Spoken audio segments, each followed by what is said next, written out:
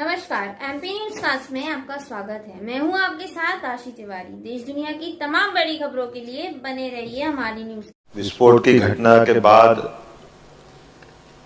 जिस प्रकार से आज हमने स्थगन को स्वीकार करने का जब प्रतिपक्ष का आग्रह आया तो हमने भी सहमति दी कि बिल्कुल हम सब जब सबकी भावना है तो हमने इस स्थगन को स्वीकार करने का आपसे भी आग्रह किया है। और ये शुरुआत से जो एक तरह से हमारे सारे मित्रों ने, प्रतिपक्ष ने, पक्ष ने जो लाइन रखी है, ये हम सबकी संवेदना भी बताती है, भावना भी बताती है कि ऐसे गंभीर मसले पे मध्य प्रदेश की विधानसभा और विधानसभा से जुड़े हुए सारे सदस्यगण निश्चित रूप से पूरी संजीदगी के साथ इन विषयों को चर्चा करने का एक नया अपनी तरह से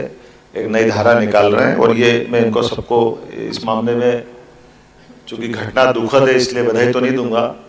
लेकिन ये विश्वास व्यक्त करता हूं कि आगे भी कभी ऐसी घटना आई तो ये मिसाल बनेगी जिसके कारण से ऐसे संजीदगी वाले विषय पे हम सब मिलकर के कैसे चल सकते हैं। जैसे हमने अभी एक के बाद एक सारी चीजों को लेकर के अभी सारी आपके बीच में बात रखी है, और ये बात भी सही है कि भविष्य की दृष्टि से जैसा बताया गया है, आज तो मैं बताना चाहूँगा केवल के 200 बेड तो हमने अपने एम्स से लेकर के और सारी जगह पर रिक्त से रिजर्व भी किए थे, और 1 यूनिट के लेकर के भविष्य में हमको और बाकी जगह भी तैयारी रखना चाहिए। तहसील स्तर पे, जिला केंद्र स्तर पे राहत को लेकर के भी जो बताया गया है कि राहत के मामले में माननीय प्रधानमंत्री जी ने, हमने भी घोषित किया है और एनजीटी ने भी कोई ऑर्डर किया है। मैं उसका ऑर्डर का परीक्षण कर रहा हूं, तो निश्चित रूप से वो एनजीटी भी जो कह रही है वो भी सारी राशि उनको दिलाई जाएगी। और इसके साथ साथ अपने खास करके भविष्य की दृष्टि से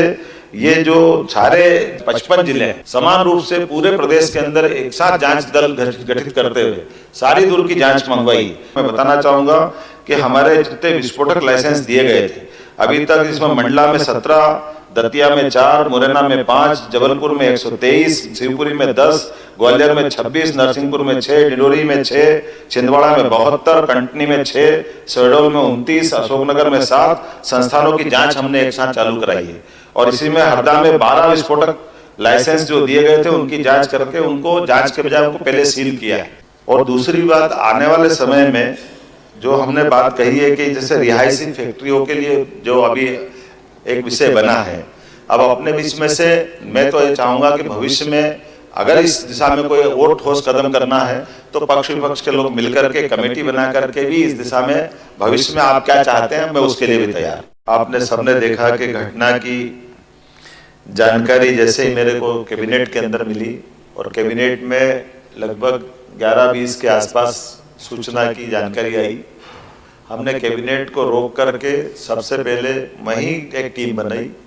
रावदेव प्रताप सिंह जी से कहा कि आप इमीडिएट यहीं से जाइए, और उनके साथ साथ 2 अधिकारी जिम्मेदार हमने भेजे कि एक बार एक निगाह में आप जाइए। और चूंकि ये बड़ी घटना है, जिस समय हुई थी उसका नज़ारा तो हम कुछ अंदाज नहीं लगा सकते थे। और मुझे इस बात की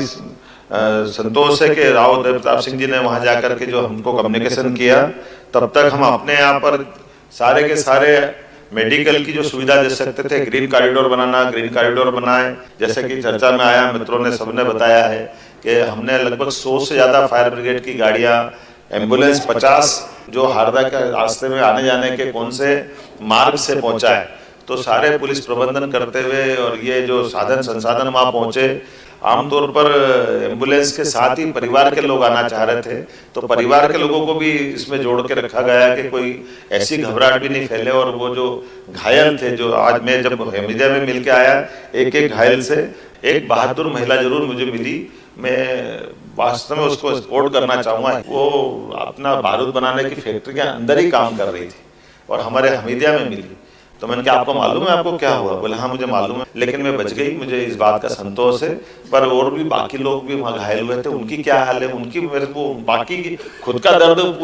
भूल करके दूसरे की पूछ रही। इसलिए इस पूरे घटना के बारे में मैं अब जितना बोलूँ वो मैं उसके बारे में बताऊँगा, वो थोड़ा ऐसा लगेगा कि भविष्य की दृष्टि से इस पे हमारे कदम की बात की जाए कि घटना की मैंने थोड़ी सी संक्षिप्त छवि बताने का प्रयास किया, लेकिन ये बहुत दुर्भाग्यपूर्ण घटना है और ये सरकार के लेवल पे पक्ष विपक्ष की बात न करते हुए जिस ढंग से हमने सबने बात की, हम जो हो सकते हमने सारे प्रबंधन भी किए और हमने कहा किसी को कोई भी खर्च भी न देना पड़ेगा और जो अच्छे से अच्छा इसका इलाज हो सकता है, हमारे प्रदेश के बाहर भी जाना पड़े तो उनको प्रदेश के बाहर भी ले जाएंगे, सरकार हर संभव मदद करेगी।